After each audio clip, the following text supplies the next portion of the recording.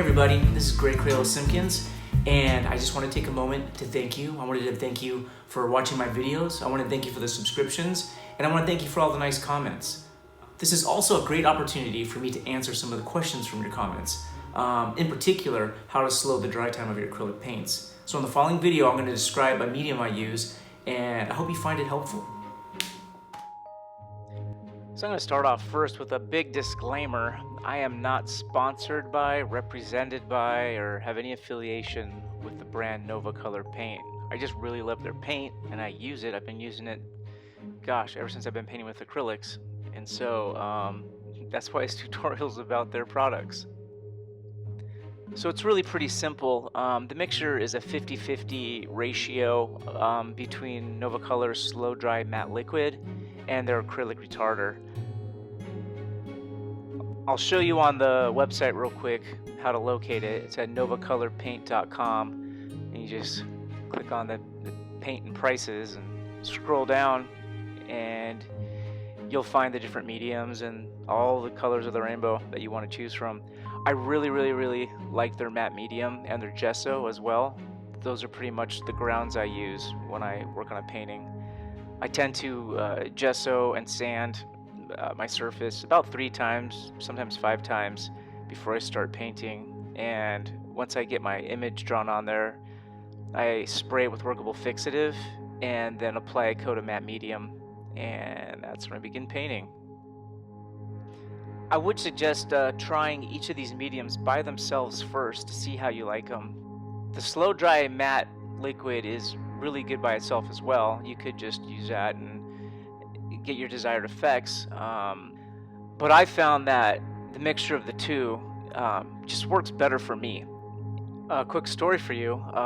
Years ago when I first was experimenting with acrylic retarder, I decided to use it to glaze all of these blues into the background of a painting I was working on that was going to be the cover of my book. And I had never used it before, and just globbed the whole thing on the background, smoothed it out, and then started painting in my blues. A day later, still not dry, but later that afternoon, I'm like, when's this thing gonna dry? I tried blow drying it, and the paint was still lifting off when I was trying to reapproach it. So I got really frustrated, and I wiped as much of the tinting color off as I could and covered the whole canvas with matte medium, let it dry. That locked all the layers. I was able to approach the painting again. At that point, I was a bit frustrated, and I didn't try slow dry mediums for a long time. Once I was introduced to the slow dry matte medium, it was kind of a game changer. It worked really great by itself, but I was curious what would happen if I mixed it.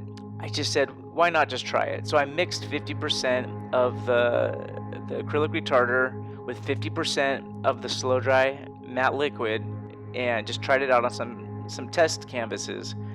And it worked really good, and it dried probably within 10-15 minutes. It gave me a lot of open time to blend, and I just used very little bit at a time until I started getting more comfortable with it, and I've been using it for years now. I always like to label my slow dry bottles just so I don't get it mixed up with the white paint, because that would suck if you went to add slow dry to your painting and ended up just adding white paint. That would kind of be counterproductive. So I always take it slow, put my stabby sticker on it. I want to do a quick demo for you. Here's my paint setup. These are my Nova Color paints. I put them in the bottles that they also sell, and I use these brushes I get from the Dollar Tree or the dollar store or Home Depot. I tend to go through these, so I don't want to spend a lot of money on them, and you'll see the way I use them here in a second. But I got my paints laid out. I got my water bucket, my towel. I'm ready to make a mess. I'm putting the medium on first, just to show one way of using it is to block in a background. And I use these foam brushes I get at Lowe's. I prefer the ones from Lowe's than Home Depot just because they're less porous. For some reason I don't know who really sourced them from, but just putting even coats on here. I'm going to put a little bit more just to make sure I get a good coverage. Okay, I'm ready to apply my first strokes, put my first bit of paint down. I mix a little bit of the medium in the paint pan as well, And I'm not using any reference for this. I'm just trying to show you how the paint's going to blend. So putting some lights, some higher highlights together, and put a little bit more medium in the bowl. And I'm just going to lay the paint down onto the canvas so you can see how it can blend and how much time you actually have for it to blend. I'm not too concerned about the shape or the form I'm making. I want a cloudy background, but I really want you guys to see how long you have to work with the paint. So I don't really get to show you guys too much of the slowed down painting. I always do the time-lapse videos, but that's mainly because I'm trying to film an entire painting, and I don't have probably the right camera setup to do the entire painting like slow motion like this, or regular speed I guess you'd call it, in real time. So I do the time lapse just to cover, which could take up to months if it's one of the larger paintings. So it could take a couple weeks to months, and I like to take my time on pieces and make sure I put every bit of my energy into them. But at this stage I'm blocking in a cloudy sky, and I'm badgering and just pushing the paint lightly with the brush.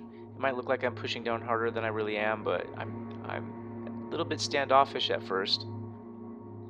A good point also is to make sure that brush is completely dry when you're applying this technique.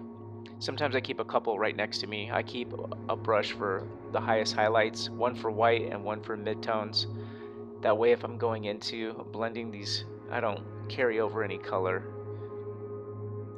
It takes practice. You'll get the knack for it.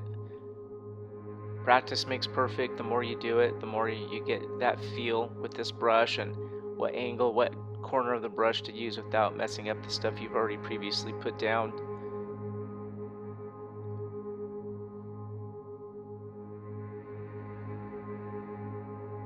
Just keep blending.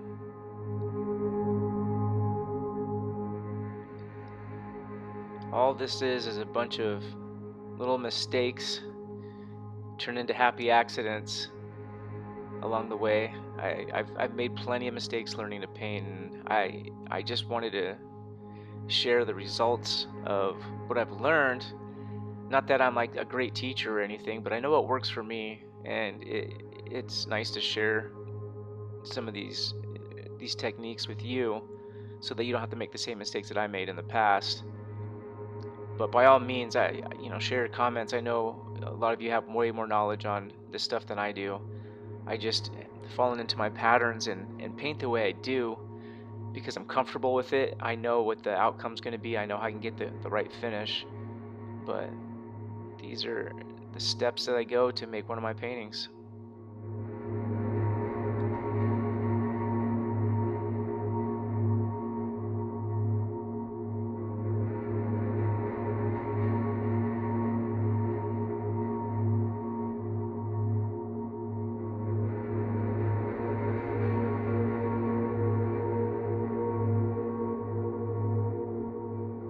So by this point I've been blending and painting, working on this section for probably about 10 minutes, maybe 12, and as you can see there's still a shimmer, and the medium is kept it wet. It's still open.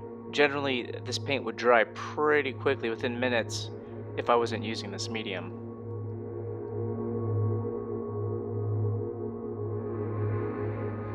Let's talk about art supplies really quick.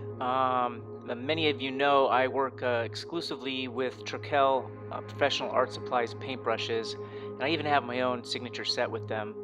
I'll put a link in the video description if you guys like to check that out. They make fantastic brushes. I've been working with them for about 12 years, and I love them. They're a great company. And yeah, there's other items on this page that I'll link you to of some of the other supplies I use as well.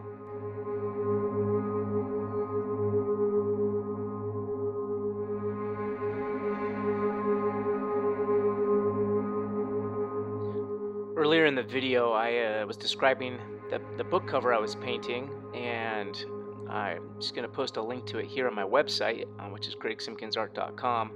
Many have asked in the comment section where you can get prints or books, and we do have this website that can direct you to all that stuff.